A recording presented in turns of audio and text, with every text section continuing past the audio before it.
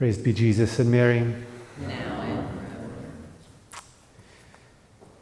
Today's saint is a somewhat obscure Franciscan saint, Blessed Bonaventure of Potenza.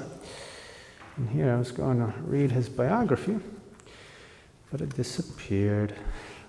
So, from memory, Blessed Bonaventure was born in 1651 in the south of Italy, and at a very young age, there it is, he entered the Franciscan order, the conventual Franciscan order specifically. Within that order, as a Franciscan, he was ordained a priest and dedicated himself with great zeal to the ministry of the priesthood, particularly to prisoners and to the poor, preaching the gospel to them, bringing the good news to them. He did that, coupled, however, with great austerity. He knew that preaching the word of God had to be coupled with penance and prayer. And above all, he was known for an exemplary obedience, in fact, a blind obedience. The Saint Blessed Bonaventure is most characterized by this. He died in 1711 in the opinion of sanctity and was later declared blessed. Now, it's this heroic, blind obedience of his that I'd like to just comment on briefly today. Because perhaps hearing blind obedience, we become hesitant, to say the least.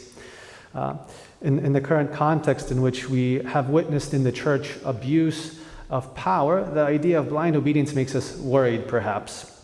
And because of an experience of abuse of power in the church, I think the current crisis in the church is also characterized by a bit of a lack of trust in authority. So we tend to emphasize the limits of authority rather than emphasizing blind obedience to authority. We tend to emphasize the limits thereof. And that's fine. So today we can speak about the limits that even blind obedience is contained within. There is such a thing as blind obedience, but that blind obedience is always to legitimate authority, first of all, and to their legitimate commands. So legitimate authority, legitimate commands. Now within those limits, blindness of obedience means that we don't look at the qualities of the legitimate superior, whether he's holy or unholy, nice to me or mean to me. We're blind to that, as long as he's a legitimate superior. And we're blind also to the qualities of the command, whether I like it or I don't like it, whether I think it's wise or unwise. We're blind to that. If the command is legitimate, we simply take it as the will of God for us. So in the church, we exercise blind obedience to legitimate authority because there is such a thing as legitimate authority. God really allows his representatives to speak the will of God to us, to command his will to us. Authority is legitimate if it's received from God within the church and according to the laws of the church. So, for example, a pope receives his authority if he's elected by the cardinals. And a bishop receives his authority from God within the church if he's appointed to a diocese by the pope. And a pastor if he's appointed by a bishop, etc. So then authority is legitimate. Usurpers, even if they're powerful, nevertheless do not have authority. They cannot command, they do not represent God. And there's a difference, parenthetically, between power and authority. Power is simply being in a position to impose one's will upon another person, to coerce another person.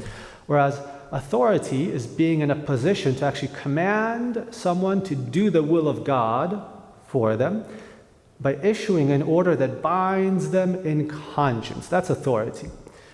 The two are distinct, and sometimes one can exist without the other. Somebody can be powerful but without having authority, and somebody can have authority without being powerful enough to actually impose it. Right? They should go together, but they don't always go together. Now, legitimate authority can command, but within certain limits, of course. The question whether authority is legitimate is fundamentally, is it contained in the sphere of the jurisdiction of the superior? So as far as the content goes, in the church, Legitimate superiors can command when it comes to faith and morals and the discipline of the church. If a command does not pertain to these, it would not be legitimate. It would not be, strictly speaking, a command. So an easy example, again, I'll just use this example because today it's just maybe on our minds and maybe subject to debate. So it's a good example. The church authority cannot command experts in natural sciences how to interpret their data. I'm not saying that the church is doing that. I'm simply saying it couldn't. It doesn't, in fact, do that. It's not its role. It doesn't command scientists what conclusions to draw. So in a debate about climate change and global warming and global cooling, it's not the role of the church to command scientists, these are the conclusions you have to draw. The data tells you this. No, the church gives ethical, moral, doctrinal guidance to scientists, but again, it cannot command them to draw conclusions. There's a hierarchy also. So there's the content, which makes a command legitimate, and there's also the regard for hierarchy. The bishop doesn't have the same authority as the pope. So if a bishop tries to command what only a pope can command, his command is illegitimate. If a pastor who doesn't have the same authority as a bishop, if a pastor tries to command what only a bishop can command, his command would be illegitimate. And if there's contradiction, you always obey the higher authority. So in the church, there's the authority God, pope, bishops, and other legitimate superiors according to the law of the church. And lastly, and of course, a command is legitimate only if it is in accordance with the will of God. If it is against the will of God, then it is illegitimate. No authority in the church, can ever command against the will of God, can command something sinful. If it is sinful, it's not legitimate. In doubts, of course, you give, and when there's just a real doubt, you give benefit of the doubt to the authority, but when it's clearly against the will of God, then we do not have a legitimate command. Now, abuses of power happen when someone without legitimate authority tries to command and just use raw power, not authority. That's an abuse of power. When someone with legitimate authority tries to command outside of his jurisdiction, so in questions that he has not received a mission from God to speak upon, or in spheres that are not his but somebody else's, so there's an abuse of power there, or when anyone tries to command something against the will of God, something sinful. So blind obedience means submission to legitimate superiors and their legitimate commands. It does mean having our eyes wide open, on the one hand, to abuses of power, because these can happen. But on the other hand, being blind to the qualities of a legitimate superior, and to the qualities of his command, trusting that God in the end is in charge of the church. And this is the way that the saints teach us. This is the example of Blessed Bonaventure and all those who practiced heroic obedience. Praised be Jesus and Mary. Now.